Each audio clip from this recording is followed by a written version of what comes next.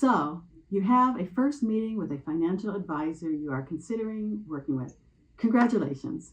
You're taking an essential step toward financial confidence and clarity. Here's how to make the most of this meeting.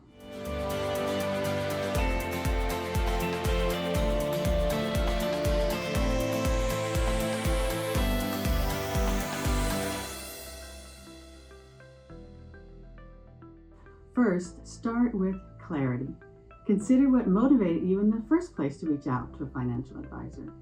Having clear objectives will help guide the conversation and to help increase the chances of finding the right advisor for you. Secondly, conduct a FINRA check to review the broker check resource with FINRA at brokercheck.finra.org.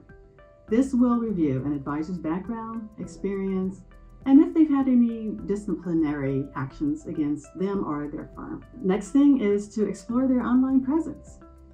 Take time to explore their website, social media posts, any blogs that they've written, videos that maybe they've produced. Really get to know them and what their online presence looks like. Next, establish your criteria will reflect qualities that are most important to you. So make sure you know what it is you're looking for. Knowing what your criteria will be helps you to evaluate whether the advisor is the right fit for you and for your financial needs. Next, prepare questions in advance. Prepare a list of questions that will help you uncover the advisor's approach and suitability for your needs.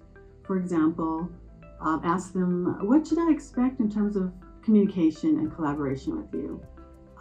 Another question is, how personalized are your services and what do they include? And another good question is, how do you get paid? If you would like additional questions to ask a financial advisor, check out my notes below for a blog post that I wrote, 12 questions to ask a financial advisor you're interviewing. By taking these steps, you not only prepare for a meeting, but you're also setting the foundation for a successful long-term partnership that aligns with your financial goals and your personal values. If you enjoyed this video, please like and subscribe, and I'll see you in my next video.